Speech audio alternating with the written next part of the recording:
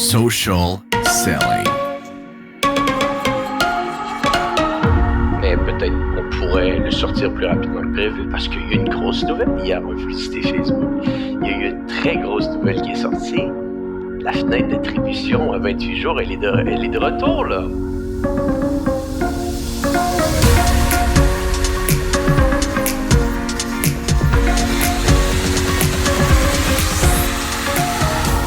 Mon nom est Antoine Gagné, au nom de toute l'équipe de J7 Media. Je suis très heureux de vous avoir avec nous aujourd'hui pour un nouvel épisode de Social Selling. Si vous aimez les épisodes qu'on sort chaque semaine, on vous invite à vous abonner sur Spotify, Apple Podcasts ou sur votre plateforme de balado préférée afin d'être notifié des nouveaux épisodes qui arrivent tous les mercredis et également vendredi matin. Bon, Antoine Delmas et moi, on discute souvent ensemble des meilleures tendances, des nouveaux tests qu'on va faire en publicité sur les plateformes de Meta. Mais aujourd'hui, on s'est dit qu'on allait amener certains de nos collaborateurs qui travaillent avec nous dans l'agence, qui vont nous parler de ces différents tests. Antoine, peux-tu nous en dire un petit peu davantage avant qu'on écoute les extraits? Salut Antoine, salut tout le monde. Effectivement, je suis allé poser la question à nos directeurs de compte. Quel est votre prochain test? Quel est votre prochain test créa? Et j'ai reçu pas mal de réponses et j'en ai sélectionné 2-3 qui me semblent très intéressantes. Je te propose Antoine, sans plus tarder, de lancer le premier extrait avec Laurent. Salut Social Selling, c'est Laurent. Dans le cadre de la préparation du Black Friday, avec 2 clients, nous allons tester une application qui permet de gagner en visibilité. L'application, c'est Viper.io qui va nous permettre de réaliser cela. Le principe, en fait, il s'agit d'un concours où on gagne des points dans le but de faire gagner un cadeau. Au niveau du fonctionnement, durant une période donnée, ici le Black Friday, le client va publier du contenu sur ses réseaux sociaux. Si le prospect partage des stories, des publications, tag des amis, suit le compte, etc., il reçoit des points par action réalisée. La finalité, en plus d'avoir un reach naturel, c'est de faire grossir les réseaux sociaux, donc de la social proof, et également faire grossir la base email. Et ainsi, finalement, de toucher un maximum de monde et les recibler en campagne de retargeting. Bonne journée, bye. Donc, c'était Laurent au micro de Social Selling. Il était déjà passé dernièrement pour un autre épisode de ce type. T'en as pensé quoi, Antoine? Intéressant. Ça me surprend pas non plus de Laurent parce que Laurent a une approche, plutôt une expérience très e-commerce qui a œuvré dans ce milieu-là dans le passé. Donc, il est très, on pourrait dire, connaisseur des différentes applications qu'on va être capable d'utiliser spécifiquement pour des entreprises qui vont œuvrer dans le commerce en ligne. Toujours très créatif, innovateur dans ses approches. Donc ça me surprend pas. Si on vient maintenant au niveau pratico-pratique, oui, je pense qu'au moment de l'année où on se parle, donc on enregistre le podcast 2 novembre 2022, bâtir des concours, bâtir des campagnes qui vont créer de l'engagement au niveau de notre audience pour ultimement, par la suite, aller les recibler quand les périodes des soldes vont arriver. Les périodes du Black Friday, c'est toujours une bonne approche. Le fondamental, on en parle depuis 3 ans sur social selling. Mais au niveau tactique, c'est intéressant de pouvoir entourer des nouvelles applications qu'on n'a pas tellement utilisées dans le passé. Viper.io, c'est pas quelque chose qu'on utilisait tellement. Laurent est arrivé avec cette approche il y a quelques temps. Je trouve ça intéressant parce que ça crée, j'imagine, un petit peu plus d'engagement, on pourrait dire ça, avec les utilisateurs qui vont participer au concours, leur donner un code de points, leur donner un système de qui gagne, qui ne gagne pas, de qu'est-ce qu'on a à faire pour obtenir plus de points. Je pense que c'est assez intéressant. Donc, clairement, les fondamentaux du Black Friday continuent à être les mêmes, mais les tactiques évoluent et je crois que ça peut être une tactique intéressante à mettre en place.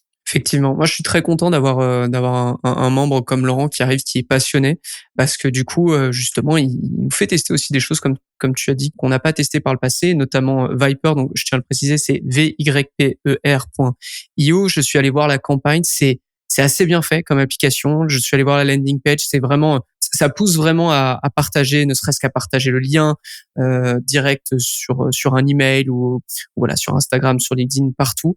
Donc c'est vraiment parfait. Il faut savoir que pour le concours, il y aura pas un seul lot, mais il y aura plusieurs lots à gagner, ce qui évidemment favorise disons l'interaction, parce que vous dites que s'il y a un seul lot, vous avez moins de chances de gagner, alors que si on a 10, forcément vous en avez plus de chances. La campagne a été lancée récemment. Pour l'instant, on peut pas vous parler de résultats, mais je croise les doigts et j'espère que ça va bien se passer. Comme ça, on pourra venir vous en parler un petit peu plus en détail après le Black Friday. Antoine, je te propose de passer au prochain extrait. Celui-ci, c'est celui de Nam. Salut Social Selling, ici Nam, directeur de compte chez J7 Media. Donc, pour ce qui est de mon prochain test créatif, on va simplement utiliser des images fixes divisées en 2, donc avec le thème Reality versus Expectations. Donc, je m'explique, ces publicités-là vont être faites pour un client pour lequel on cherche à générer des leads de personnes qui veulent faire des rénovations dans leur maison. Bien évidemment, ça arrive quand même souvent que les gens engagent des entrepreneurs et que le résultat ne donne pas exactement ce que les gens ont en tête.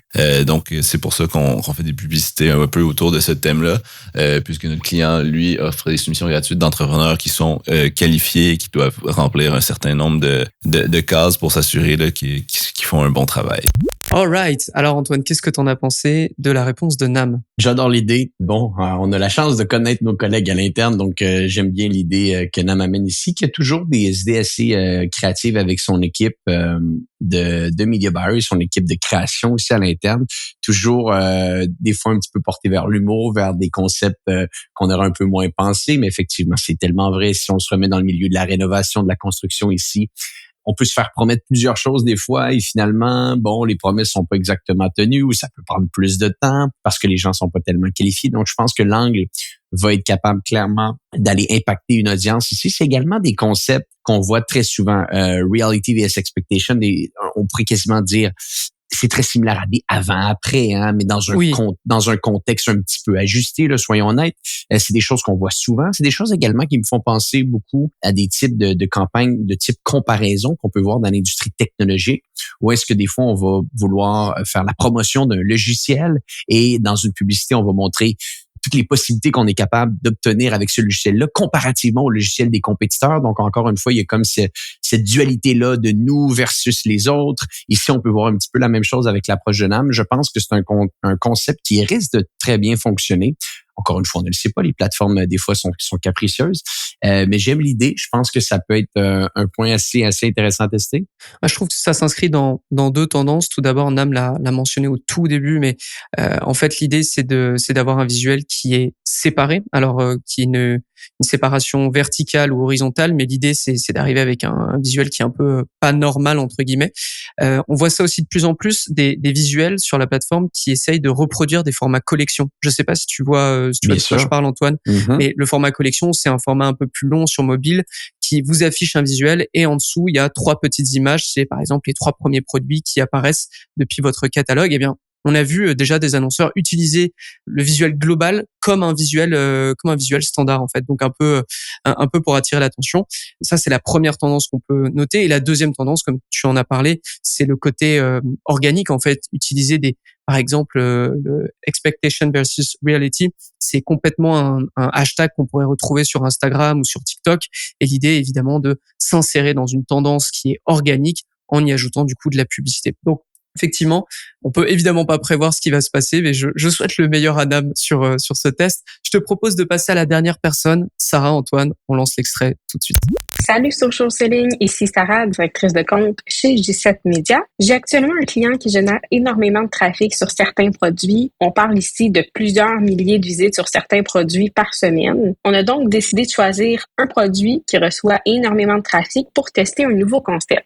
Donc, on utilise tout simplement un contenu UGC, puis on y ajoute un témoignage, donc que ce soit sur l'image ou la vidéo. Évidemment, on cible uniquement les visiteurs de ce produit en particulier avec la publicité. Le but, évidemment, est de personnaliser l'expérience de remarketing au maximum, mais également de réduire les abandons de panier ou les visites sans achat pour des produits en particulier.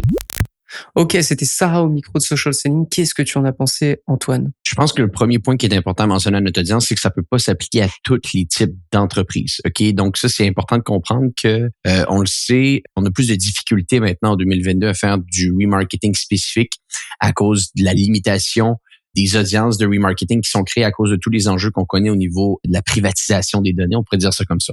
Donc, c'est important de comprendre que c'est un test très intéressant qui peut uniquement s'appliquer si on a un volume de trafic nécessaire. Donc, comme Sarah l'a mentionné, des milliers de personnes qui vont sur une page de produit. Et par la suite, vu qu'on a autant de trafic qui se génère, autant au niveau payant qu'organique, on doit se trouver une manière de convertir ce trafic-là. Et là, on arrive avec la fameuse approche UGC, comme elle mentionnait un petit peu au micro, présentant le produit sur différents angles, qui peut être très bon. Nous, on l'a vu, le UGC, des fois, on pense que ça peut uniquement fonctionner sur audience froide. C'est pas le cas. Ça fonctionne très, très bien sur audience chaude, surtout si on est capable de travailler peut-être avec des témoignages de clients qui sont en train de parler devant la caméra. Donc, l'approche est intéressante, mais je veux mettre le bémol à notre audience. Ça ne peut pas s'appliquer pour tout le monde parce que si vous avez pas assez de trafic sur une page de produit, ne vous entêtez pas à construire des contenus spécifiques de remarketing pour seulement certains produits si vous n'avez pas assez de trafic pour envoyer ce contenu-là à ces gens-là. Et un chiffre de trafic, ici, c'est au moins quelques milliers de personnes, voire peut-être 10 000 personnes au minimum. Sinon, la campagne ne pourra simplement pas dépenser de budget. Effectivement, c'est aussi ce que je peux voir quand je fais quelques diagnostics publicitaires pour des prospects qui voudraient passer chez nous, c'est que très souvent, il va y avoir une sursegmentation de l'audience chaude, c'est-à-dire engagement et ensuite à tout carte et ensuite visiteurs, etc. Regardez d'abord si vous êtes capable de faire quelque chose comme ça, si vous êtes capable vraiment de segmenter. Regardez par rapport à votre fréquence, regardez par rapport à votre CPM, regardez aussi par rapport à votre coût par achat et même votre coût par conversion et même est-ce que le budget se dépense, parce que très souvent on se dit OK, je veux absolument avoir un retargeting qui fit par rapport à toutes les étapes que la personne peut passer, mais la première question à se poser, c'est est-ce que j'ai le volume nécessaire pour ça? Et rien à voir, mais je suis en train, alors à l'heure où on enregistre ce podcast, mais je suis en train de préparer le What's Working Now de la J7 Academy. Alors pour rappel, la J7 Academy, c'est notre service pour média buyers avancé dans la publicité sur Facebook. Et Antoine, je sais pas si tu es au courant, mais on est en train de revoir, parce que on l'avait fait tous les deux avant, mais il y a très très longtemps pour un client, ça avait pas tant marché, mais ça m'y a fait penser. On est en train de revoir le retour des blog posts en acquisition pour convertir de l'audience froide en audience chaude. Donc juste pour vous expliquer, en fait, au lieu d'arriver et vouloir vendre un produit absolument, vous créez un faux article de blog qui est évidemment fourni en termes de contenu, parce que évidemment, si c'est très court, si c'est très pauvre, ça fera l'effet inverse, c'est-à-dire que vous aurez un gros taux de clic, mais vous aurez rien derrière. Et on a pu observer que sur des clients pour lesquels les produits, il faut un peu conditionner la personne, il faut expliquer, ça marche extrêmement bien. Donc je vous recommande aussi de tester ça si vous êtes dans cette même disposition. Antoine, avant de peut-être terminer le podcast, je sais pas exactement quand tu as prévu sortir ce balado, mais peut-être on pourrait le sortir plus rapidement que prévu, parce qu'il y a eu une grosse nouvelle hier en publicité Facebook.